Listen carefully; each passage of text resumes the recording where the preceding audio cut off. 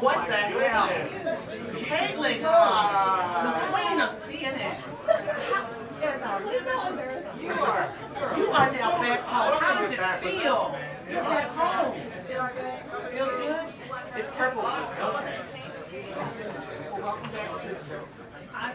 Okay, before we get started, final reminder, if somebody comes and it is their seat that you're sitting in, please vacate it for them. Keep the aisle, keep a space in the aisle so that the talkers can move around, and please don't put your cell phones up too high to block the cameras. Thank you all. I know we never got this before. Hi, Peter. Hi. Zero pass. Yes, I do.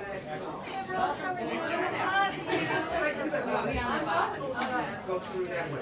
But you're not going to get my Very well.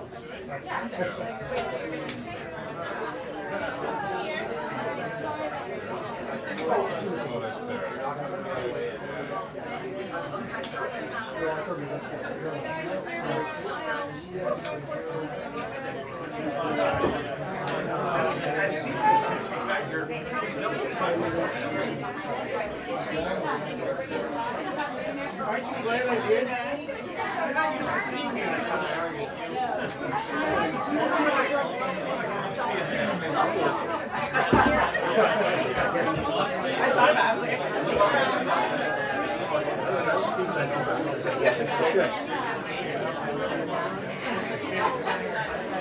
I wish I could hand the camera to show you. Actually, this is safe.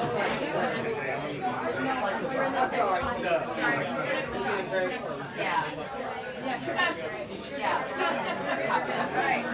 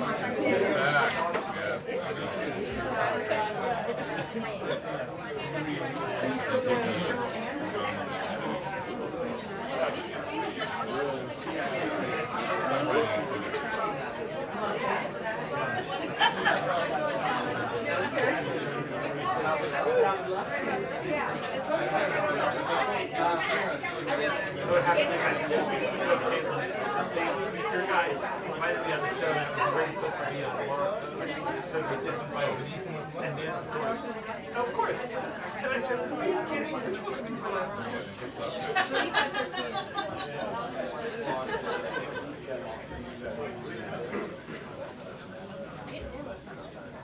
All right, guys, this is the first briefing. This room is packed. Even Casey Collins is here. Even Casey Collins.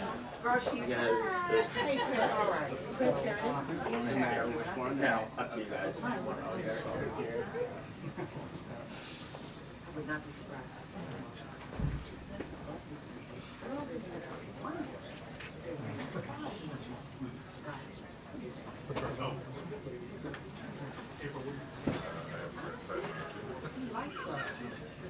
Chris, can you grab the paper? It's very Proud of us. Since DTS, that's why we have been this is the first thing that everybody is working on. Everybody's saying, hello. We're here to report. Did y'all like that? Okay. I got you. I'm tweeting it. Yeah. Well, no, I'm IGing it.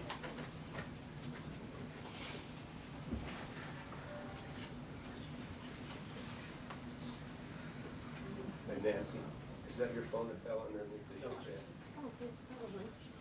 Yeah.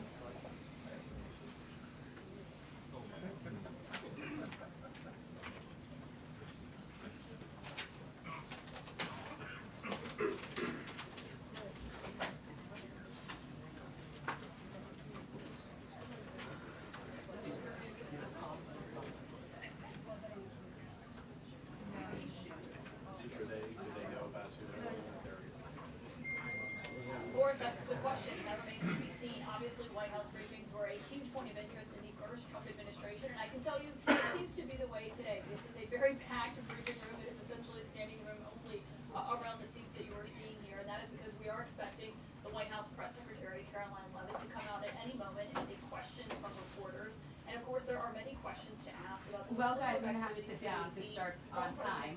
I'll tell you, it took a while just to get to my seat because the room is packed with people. I mean, I've never seen it like this in here the whole time I covered President Biden. This is obviously the first briefing of this new Trump administration, and there's no shortage of things to ask about. I mean, day one, there were 200 or so executive actions that were taken.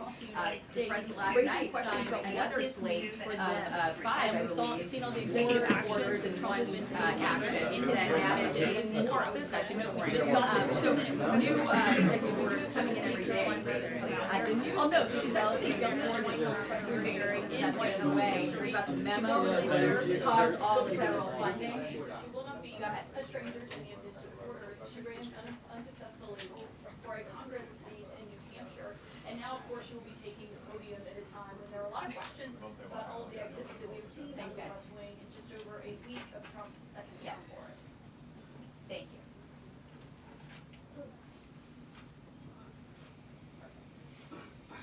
Thank you.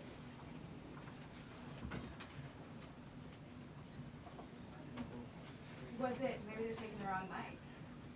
Okay, they just took a 2-minute warning, so I'm just gonna. They were hearing shotgun audio, I think. Thanks, guys. Here. Sit down until otherwise told. It's so hard to do.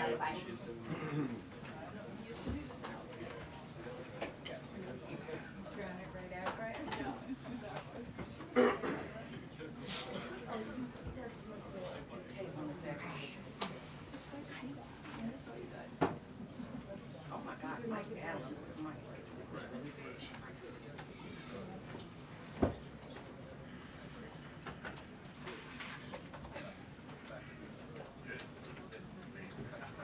Mr. Allen, we can see your Visa card number on that.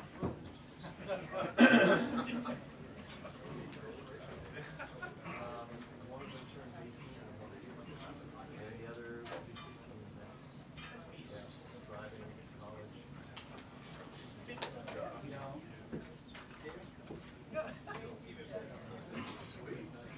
Maybe the caption for that one.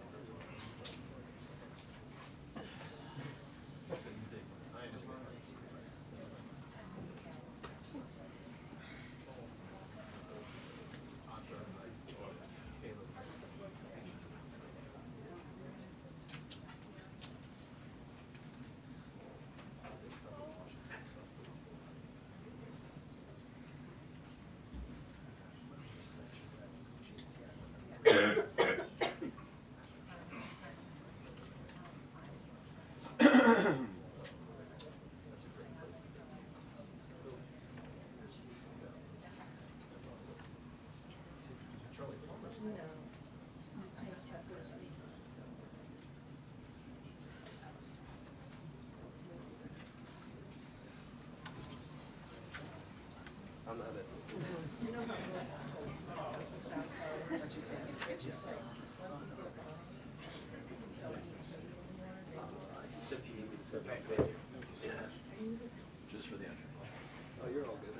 seen this room yet, so it's kind of crazy.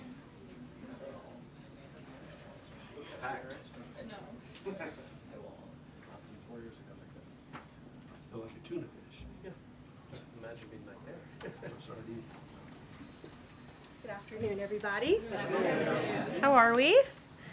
Good to see all of you. It's an honor to be here with all of you. A lot of familiar faces in the room, a lot of new faces.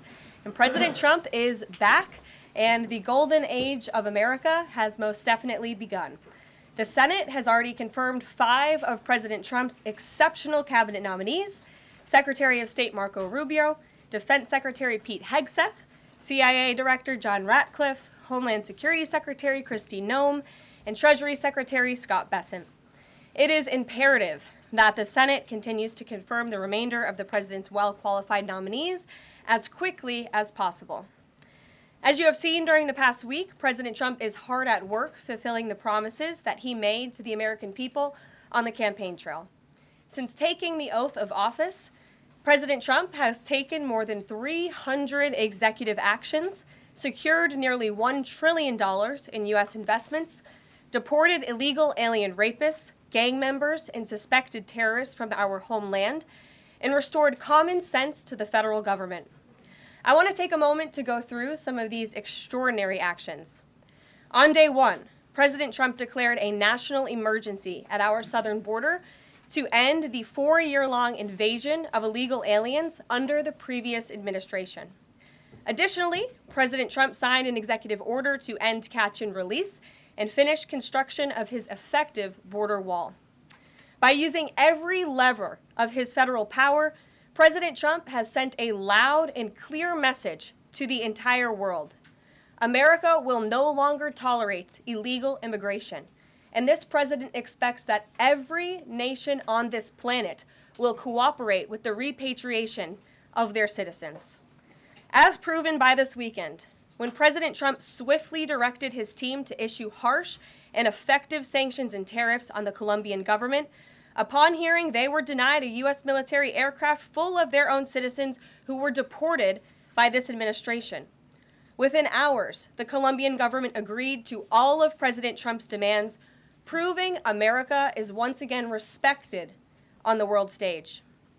So, to foreign nationals who are thinking about trying to illegally enter the United States, think again. Under this president, you will be detained and you will be deported. Every day, Americans are safer because of the violent criminals that President Trump's administration is removing from our communities. On January 23rd, ICE New York arrested a Turkish national for entry without inspection who is a known or suspected terrorist. On January 23rd, ICE San Francisco arrested a citizen of Mexico unlawfully present in the United States who has been convicted of continuous sexual abuse of a child aged 14 years or younger. ICE St. Paul has arrested a citizen of Honduras who was convicted of 4th-degree criminal sexual conduct with a minor. ICE Buffalo arrested a citizen of Ecuador who has been convicted of rape. ICE Boston arrested a citizen of the Dominican Republic who has a criminal conviction for 2nd-degree murder. This criminal was convicted of murder for beating his pregnant wife to death in front of her 5-year-old son. And ICE St. Paul also arrested a citizen of Mexico who was convicted of possessing pornographic material of a minor on a work computer. These are the heinous individuals that this administration is removing from American communities every single day, and to the brave state and local law enforcement officers, CBP, and ICE agents who are helping in the facilitation of this deportation operation, President Trump has your back, and he is grateful for your hard work. On the economic front, President Trump took immediate action to lower costs for families who are suffering from 4 long years of the Biden administration's destructive and inflationary policies. President Trump ordered the heads of all executive departments and agencies to help deliver emergency price relief to the American people, untangle our economy from Biden's regulatory constraints, and end the reckless war on American energy. President Trump also signed sweeping executive orders to end the weaponization of government and restore common sense to the federal bureaucracy. he directed all federal agencies to terminate illegal diversity, equity, and inclusion programs to help return America to a merit-based society. President Trump also signed an executive order declaring it is now the policy of the federal government that there are only two sexes, male and female. Sanity has been restored. Before I take your questions, I would like to point out to all of you once again have access to the most transparent and accessible president in American history. There has never been a president who communicates with the American people and the American press corps as openly and authentically as the 45th and now 47th President of the United States. This past week, President Trump has held multiple news conferences, gaggled on Air Force One multiple times, and sat down for a two-part interview on Fox News, which aired last week. As Politico summed it up best, Trump is everywhere again. And that's because President Trump has a great story to tell about the legendary American revival that is well underway. And in keeping with this revolutionary media approach that President Trump deployed during the campaign, the Trump White House will speak to all media outlets and personalities, not just the legacy media who are seated in this room. Because according to recent polling from Gallup, Americans' trust in mass media has fallen to a record low. Millions of Americans, especially young people, have turned from traditional television outlets and newspapers to consume their news from podcasts, blogs, social media, and other independent outlets. It's essential to our team that we share President Trump's message everywhere and adapt this White House to the new media landscape in 2025. To do this, I am excited to announce the following changes will be made to this historic James S. Brady briefing room, where Mr. Brady's legacy will endure. This White House believes strongly in the First Amendment, so it's why our team will work diligently to restore the press passes of the 440 journalists whose passes were wrongly revoked by the previous administration. We're also opening up this briefing room to new media voices who produce news-related content and whose outlet is not already represented by one of the seats in this room. We welcome independent journalists, podcasters, social media influencers, and content creators to apply for credentials to cover this White House. And you can apply now on our new website, whitehouse.gov/new media. Starting today, this seat in the front of the room, which is usually occupied by the press secretary's staff, will be called the new media seat. My team will review the applications and give credentials to new media applicants who meet our criteria and pass United States Secret Service requirements to enter the White House complex. So in light of these announcements, our first questions for today's briefing will go to these new media members whose outlets, despite being some of the most viewed news websites in the country, have not been given seats in this room. And before I turn to questions, I do have news directly from the President of the United States that was just shared with me in the Oval Office from President Trump directly, an update on the New Jersey drones. After research and study, the drones that were flying over New Jersey in large numbers were authorized to be flown by the FAA for research and various other reasons. Many of these drones were also hobbyists, recreational, and private individuals that enjoy flying drones.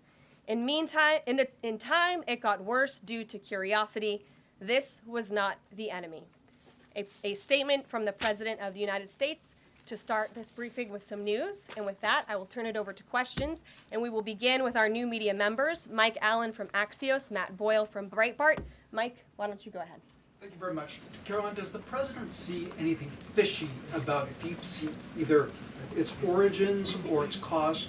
And could China's ability to make these models quicker, cheaper, affect our thinking about expanding generation data centers, chip manufacturing? Sure. The President was asked about DeepSeek last night on Air Force One when he gaggled for, I think, the third or fourth time throughout the weekend with members of the traveling press corps. The President said that he believes that this is a wake-up call to the American AI industry. The last administration sat on their hands and allowed China to rapidly develop this AI program. And so President Trump believes in restoring American AI dominance. And that's why he took very strong executive action this past week to sign executive orders to roll back some of the onerous regulations on the AI industry. And President Trump has also proudly appointed the first AI and crypto czar at this White House, David Sachs, whom I spoke with yesterday, very knowledgeable on this subject, and his team is here working every single day to ensure American AI dominance. As for the national security implications, I spoke with NSC this morning. They are looking into what those may be, and when I have an update, I will share it with you, Mike. Karoline, you say restore U.S. dominance. Is there a fear that the U.S. either is falling or has fallen behind? And how would the president make sure the U.S. stays ahead? No, the president is confident that we will restore American dominance in AI. Yeah, so Karoline, first off, thank you to you and President Trump for actually giving voices to new media outlets that represent millions and millions of Americans. The thing I would add, I've got a two-part question for you. The first is just can you expand upon what steps the White House is going to take to bring more voices, not less, which is what our founder Andrew Breitbart believed in, into this room where they rightfully belong? Yeah.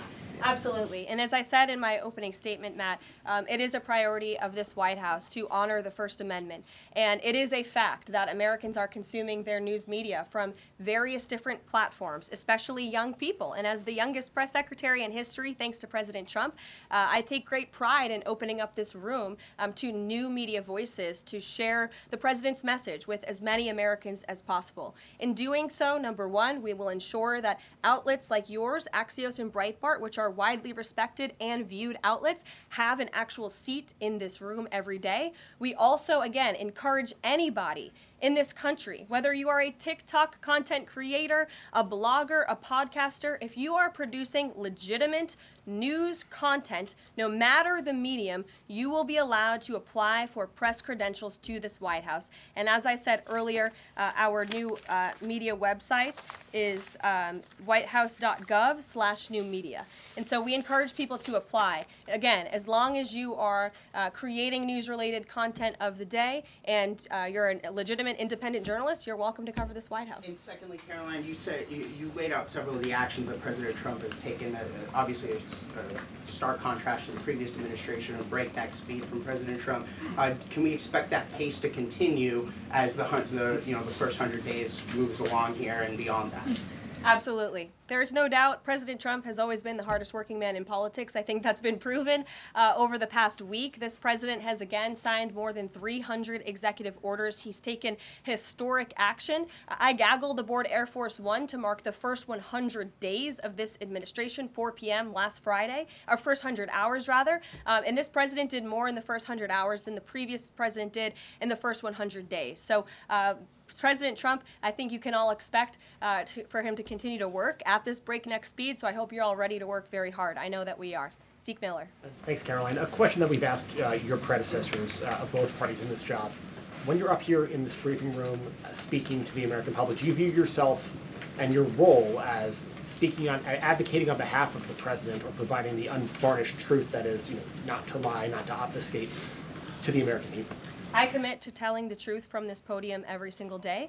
I commit to speaking on behalf of the President of the United States. That is my job. And I will say it's very easy to speak truth from this podium when you have a president who is implementing policies that are wildly popular with the American people, and that's exactly what this administration is doing. It's correcting the lies and the wrongs of the past 4 years, many of the lies that have been told to your faces in this very briefing room. I will not do that. But since you brought up truth, Zeke, I would like to point out, while I vowed to provide the truth from this podium, we ask that all of you in this room hold yourselves to that same standard. We know for a fact there have been lies that have been pushed by many legacy media outlets in this country about this president, about his family, and we will not accept that. We will call you out when we feel that your reporting is wrong or there is misinformation about this White House. So yes, I will hold myself to the truth, and I expect everyone in this room to do the same. And Karoline, just on a substantive question, yesterday the White House Office of Management and Budget directed across the board freeze, with some exceptions for individual assistance, we understand, to federal grants. It's caused a lot of confusion around the country among Head Start providers, among providers services to homeless veterans, Medicaid providers, states saying they're having trouble accessing the portal. Could you help us clear up some of the confusion, give some certainty to folks? And also, is that uncertainty how does that uncertainty service the president's voters? Well, I think there's only uncertainty in this room amongst the media. There's no uncertainty in this building. So let me provide the certainty and the clarity that all of you need.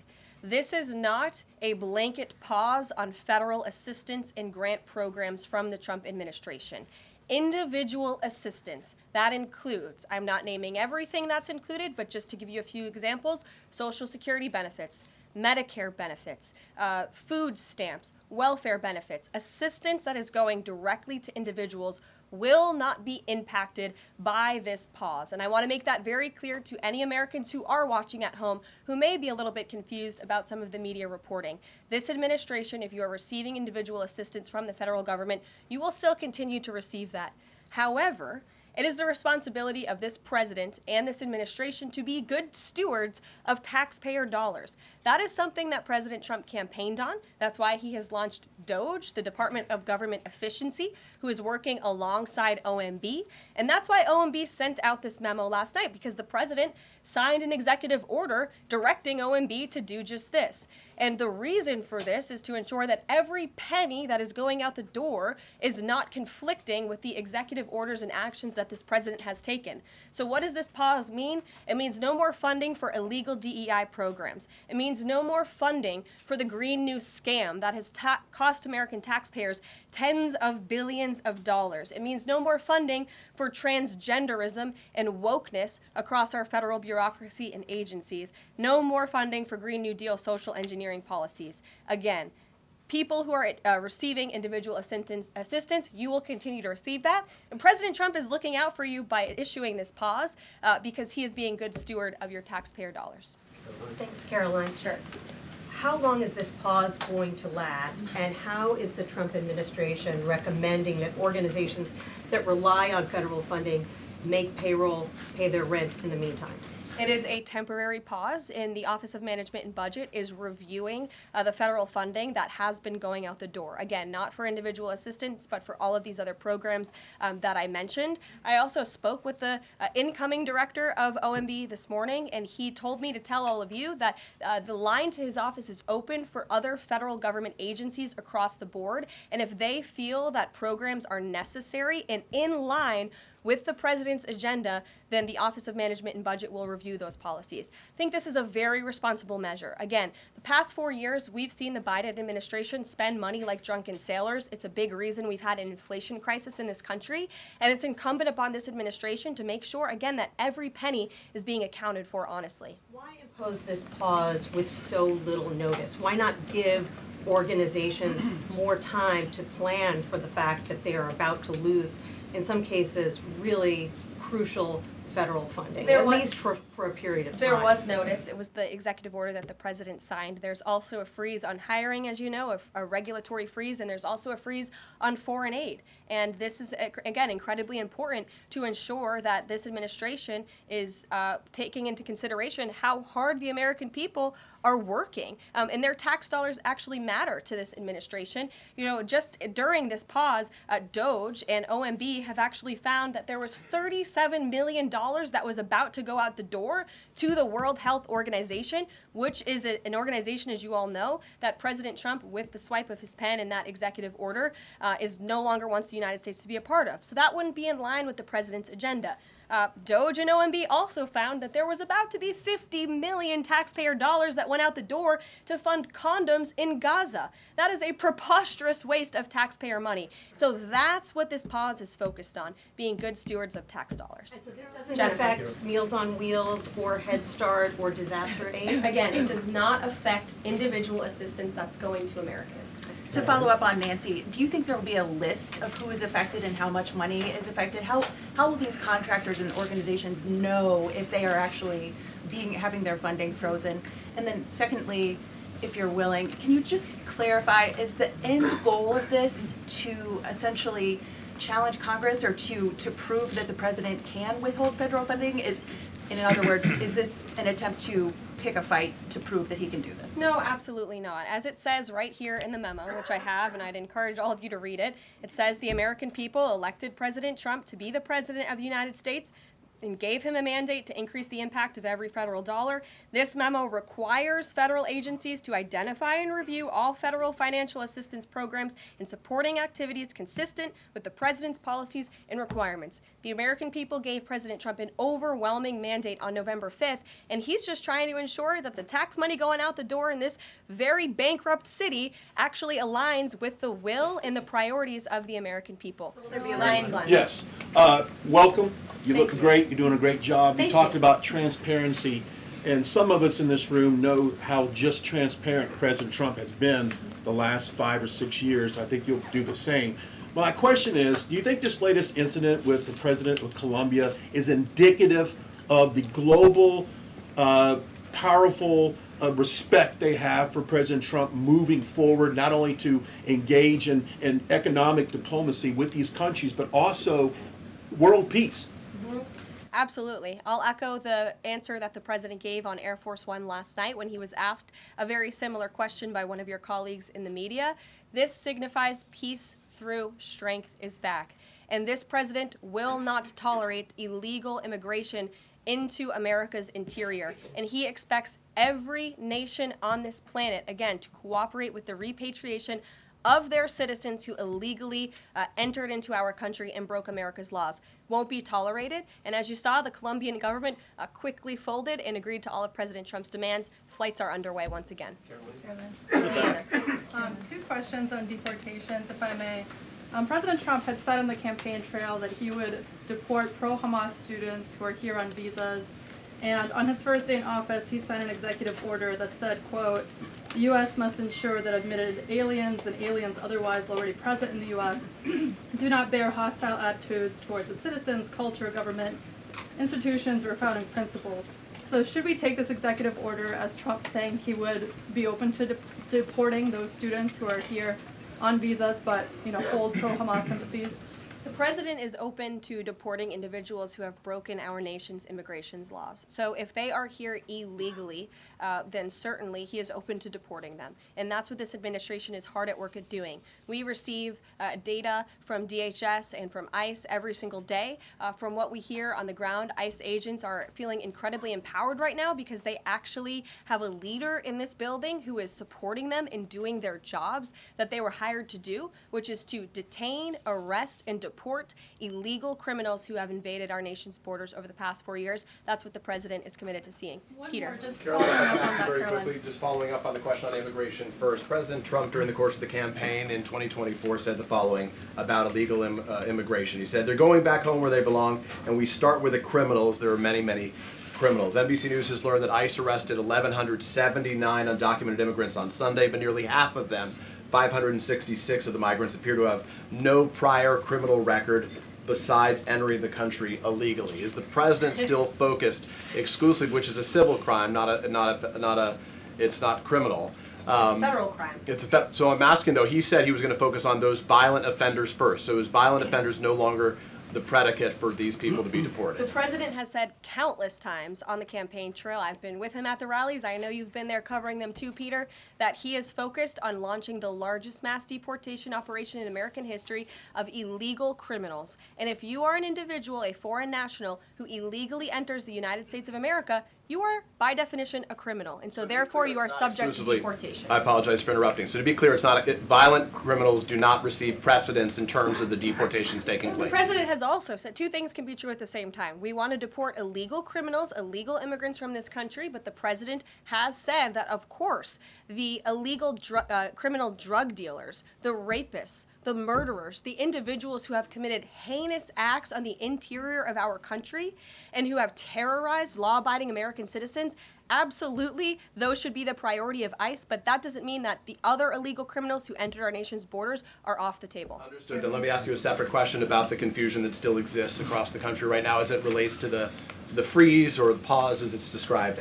President Trump, of course, ran one of the key policy items was that he was going to lower prices, lower the cost of everything from groceries, as he often said. But in many of the cases, it would seem that some of these moves could raise prices for real Americans on everything from low-income heating, that program, child care programs. Will nothing that the president's doing here in terms of the freeze in these programs raise prices on ordinary Americans? particular actions are you referring to that would? Referring to LHEAP right now, that's the low-income heating program, for example. We can talk about, there's no clarity, so I could refer to a lot of them. We don't know what they are specifically. Can you tell us that LHEAP, that LIHEAP is not one of those affected? So you're asking a hypothetical based on programs that you can't even identify. identified. What I can tell you Just to be is clear, since you guys haven't identified, let's do it together, just for Americans at home. Medicaid, is that affected? I gave you a list of examples: Social Security, Medicare, welfare benefits, food stamps that will not be impacted by this federal pause. I can get you the full list after this briefing from the Office of Management and Budget. But I do want to address the cost cutting because that's certainly very important and cutting the cost of living in this country. President Trump has taken historic action over the past week to do that.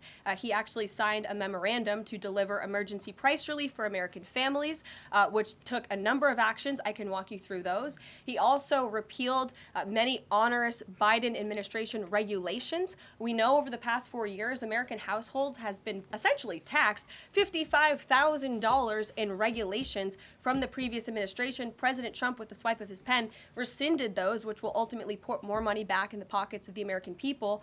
So deregulation is a big deal. And then when it comes to energy, I mean, the president signed an executive order to declare a national energy emergency here at home, which is going to make America energy dominant. We know that energy is one of the #1 drivers of inflation. And so that's why the president wants to increase our energy supply to bring down costs for Americans. The Trump energy boom is incoming, and Americans can expect that. Thank you. Caroline, I think some of the confusion I think may be here with this pause on federal funding. You've made it clear you're not stopping funds that go directly to individuals, but there certainly are lots of organizations that receive funding and then may pass along a benefit. Meals on Wheels, for one. They provide meals for over 2.2 million seniors. What is the president's message to Americans out there, many of whom supported him and voted for him, who are concerned that this is going to impact them directly, even if, as you said, the funding isn't coming directly to their wallet? I have now been asked and answered this question 4 times. To individuals at home who receive direct assistance from the federal government, you will not be impacted by this federal freeze. In fact, OMB just sent out a memo to Capitol Hill with Q&A to clarify some of the questions and the answers that all of you are asking me right now. Again, direct assistance will not be impacted. I've been asked and answered about this OMB memo. There's many other topics of the day. Jackie Heinrich. Indirect assistance, Caroline, if it's going to another organization and then trickling down. Direct assistance that is in the hands of the American people will not be impacted. Again, as I said to Peter, we will continue to provide that list as it comes to fruition. But OMB right now is focused on analyzing the federal government's spending, which is exactly what the American people elected President Trump to do. And one question on immigration, Caroline, on immigration. Of the 3,500 arrests ICE has made so far since President Trump came back into office, can you just tell us the numbers? How many have a criminal record versus those who are just in the country illegally? All of them, because they illegally broke our nation's laws and therefore they are criminals as far as this administration goes. I know the last administration didn't see it that way, so it's a big culture shift in our nation to view someone who breaks our immigration laws as a criminal, but that's exactly what they are. You may have to kind of going with the worst first. They all have a criminal record. And welcome to the briefing If they broke our nation's laws, yes, they are criminal. Yes. Thank you. On stripping security details for figures like John Bolton, Pompeo, Brian Hook, Senator Tom Cotton said that he's seen the intelligence and the threat from Iran is real for anyone who played a role in the Soleimani strike. He voiced concern it wouldn't just impact those individuals, but potentially their family, innocent bystanders, friends, anyone who's near them when they're out in public. Is the president open to reconsidering his decision? The president was asked and answered this yesterday, and he was firm in his decision despite some of the comments that you had referenced, and he's made it very clear that he does not believe American taxpayers should fund security details for individuals who have served in the government for the rest of their lives, and there's nothing stopping these individuals that you mentioned from obtaining private security. That's where the president stands on it. I have no updates on that. Is there any concern that this decision might jeopardize the administration's ability to hire the best advisors for these kinds of positions in the future? No, in fact, I've talked to the Presidential Personnel Office who has told me directly that there is such an influx of resumes for this administration that it's incredibly overwhelming. There is no lack of talent for the Trump administration. Would he take any responsibility if anything happened to these people? Would he feel at all that his decision was a factor in that? The president was asked and answered this yesterday. I defer you to his Thanks, comments. Caroline. Reagan, since you're in the back row, I hear you, the back row hasn't gotten much attention in the last 4 years, so I'm happy to answer your question. And I can project. Does the president intend to permanently cut off funding to NGOs that are bringing illegal foreign nationals to the country, such as Catholic Charities? I am actually quite certain that the president signed an executive order that did just that, and I can point you to that. One more, Caroline. President Trump issued an executive order on increased vetting for refugees in visa applications. Part of that order was considering an outright ban for countries that have deficient screening processes. Has the president considered yet which countries might fall into this category? Are countries like Afghanistan or Syria under consideration for a full ban? Yeah, so the president signed an executive order to streamline the vetting for visa applicants and for illegal immigrants in this country who are coming, of course, from other nations. It also directed the Secretary of State to review the process and make sure that other countries around the world are being completely transparent with our nation and the individuals that they are sending here. And so the Secretary of State has been directed to report back to the president. I haven't seen that report yet. We've only been here for a few days. One on the freeze in federal funding. Who advised the president on the legality of telling government agencies that they don't have to spend money that was already appropriated by Congress? Well, as the OMB memo states, this is certainly within the confines of the law. So White House counsel's office believes that this is within the president's power to do it, and therefore he's doing it. Okay, so they disagree with lawmakers who say that they don't have the power to freeze this funding. Again, I would point you to the language in the memo that clearly states this is within the law. And on what happened on Friday night, the administration fired several inspectors general without giving Congress the 30-day legally required notification that they were being fired. I think only 2 were left at DHS and the DOJ. And then yesterday we saw several prosecutors, I believe 12, fired from the Justice Department who worked on the investigations into the president. As you know, they are career prosecutors, therefore they are afforded civil service protections. How is the administration deciding which laws to follow and which ones to ignore?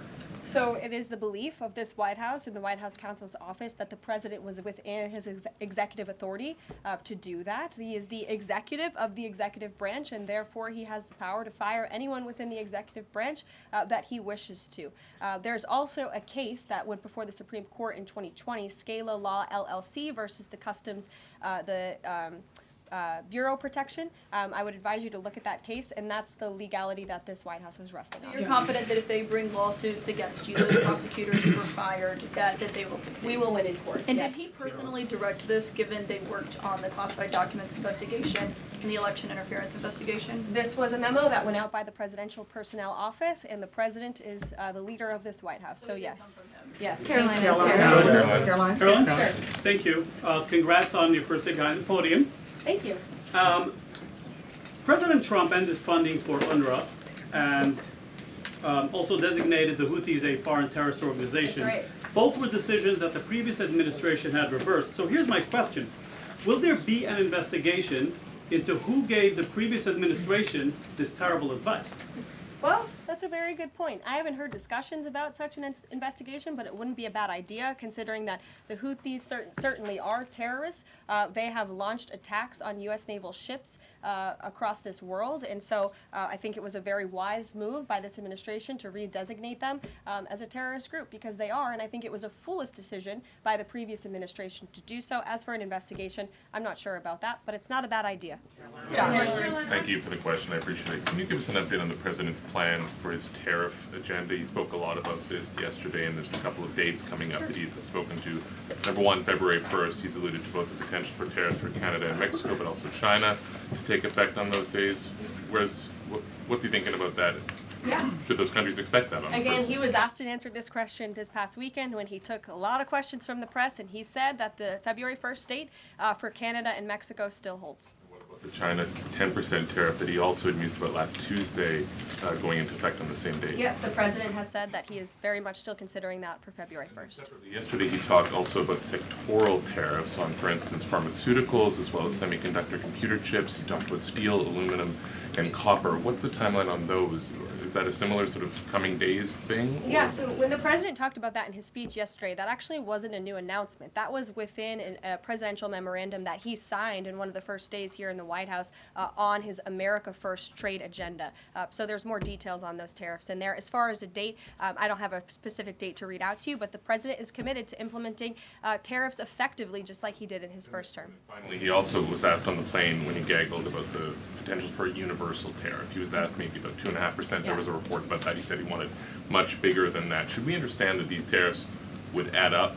You know, in other words, you might have country-specific tariffs like Canada, Mexico, China. You might have sectoral tariffs like on pharmaceuticals, as well as a potential universal tariff on top of that. Do these stack on one or the other, or would one sort of take precedence over another? All I can point you to is what the president has said on this front. The February 1st date for Canada and Mexico, also the China tariff that he has discussed. He rejected the 2.5% tariff. He said that was a little bit too low. He wants it to be higher. I'll leave it to him to make any decisions on that front. Phil Weichman. What the Mexicans and Canadians have done so far, do you have any comment on whether that has met the bar, what he wants to see on fentanyl? Thank you. I won't get ahead of the president again on advocating to foreign nations on what they should or shouldn't do to get away from these tariffs. The president has made it very clear, again, that he expects every nation around this world to cooperate with the repatriation of their citizens. And the president has also put out specific statements in terms of Canada and Mexico when it comes to what he expects in terms of border security. We have seen a historic level of cooperation from Mexico, but again,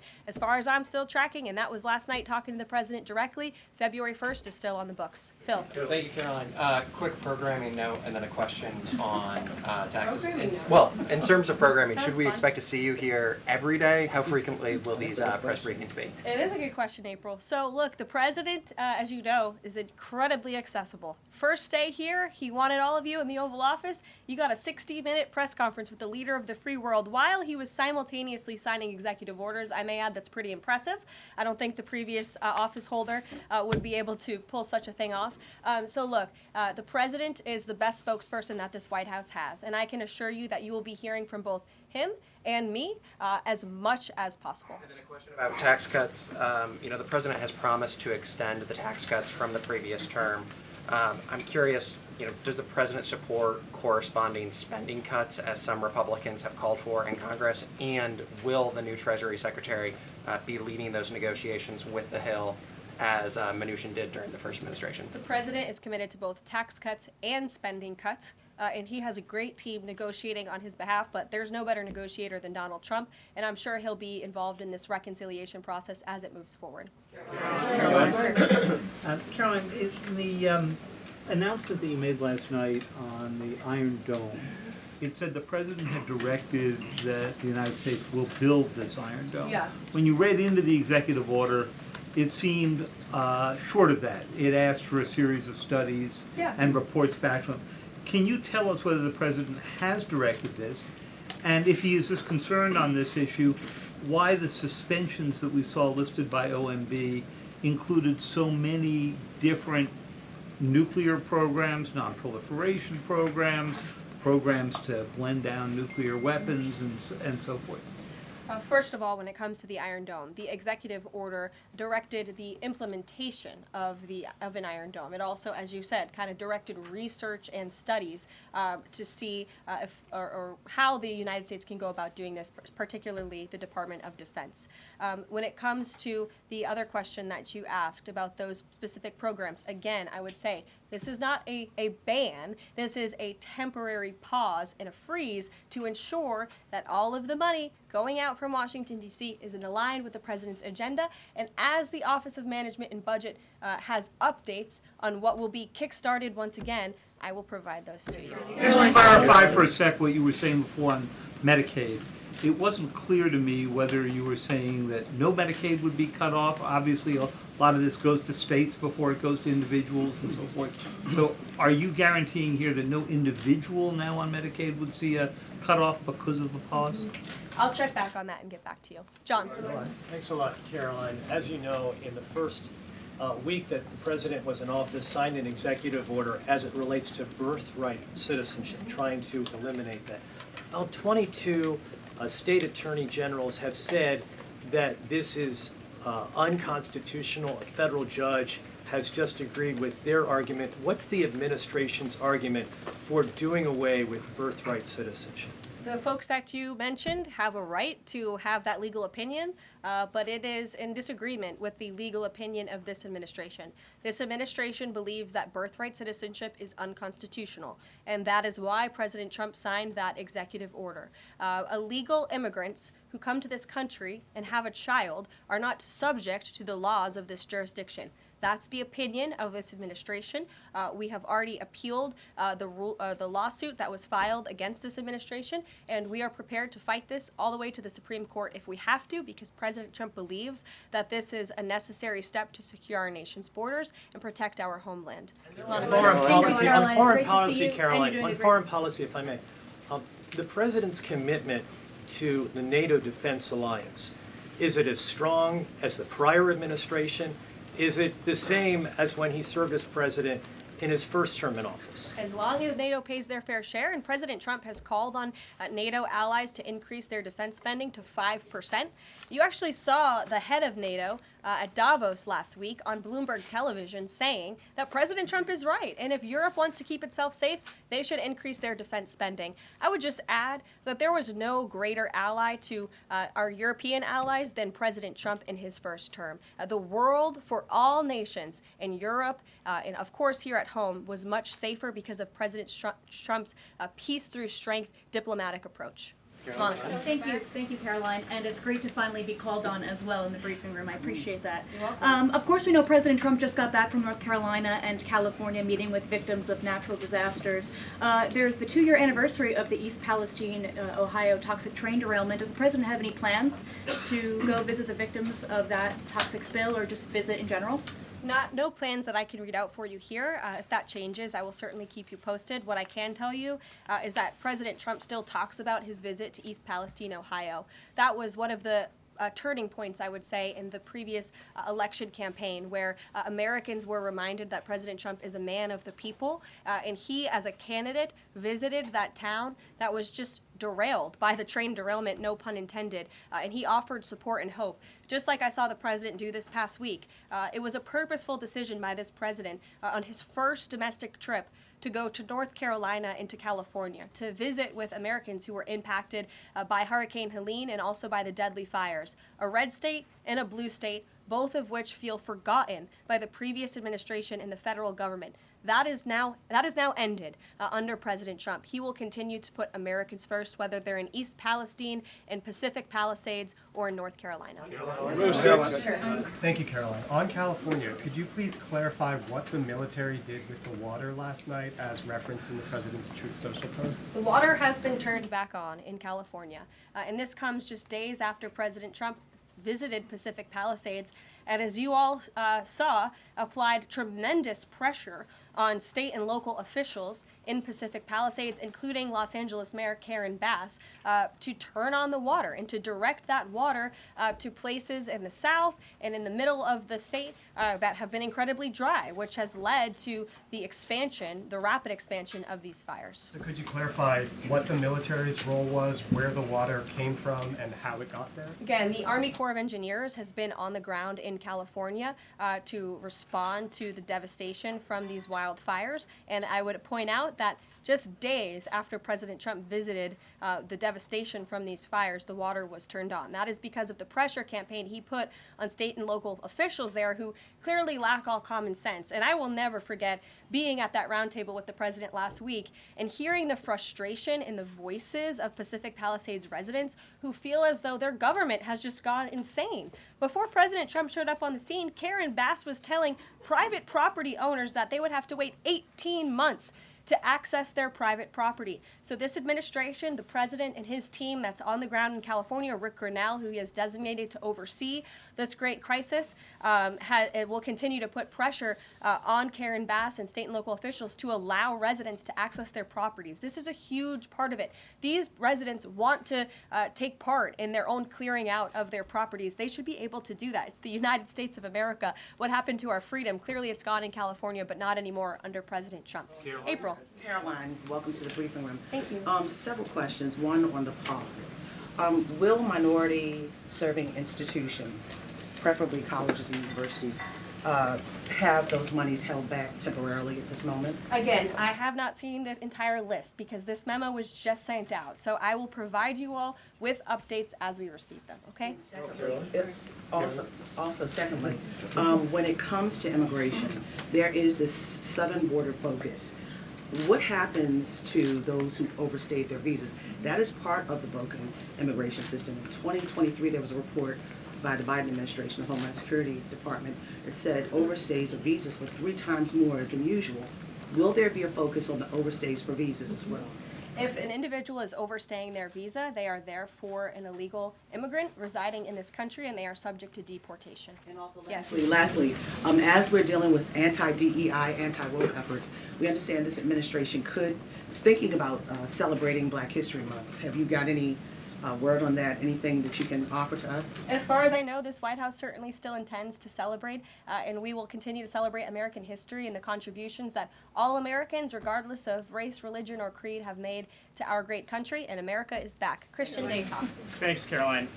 Just real quick, you mentioned the inflation executive order the president signed, but egg prices have skyrocketed since President Trump took office, so what specifically is he doing to lower those costs for Americans?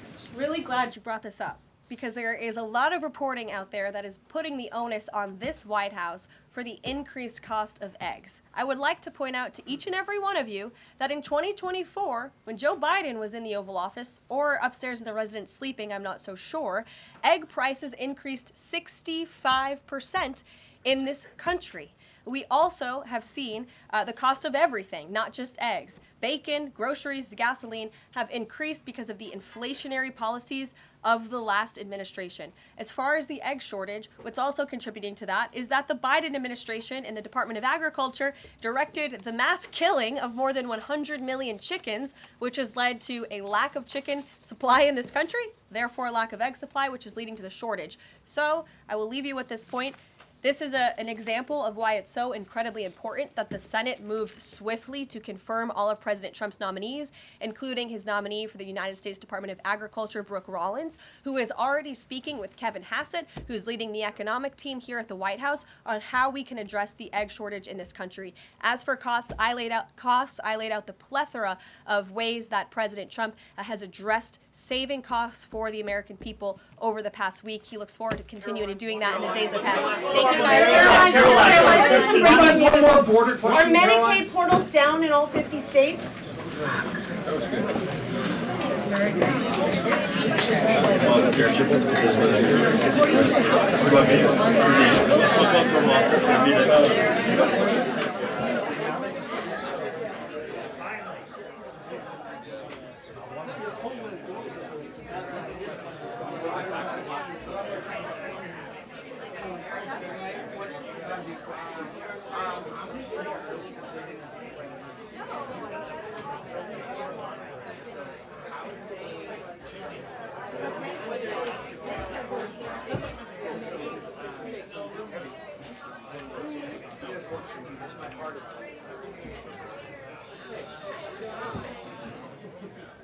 You want me to get a card down for you?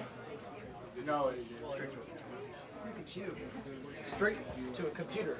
It's not nice. You should not call John Ellis with his computer. Although.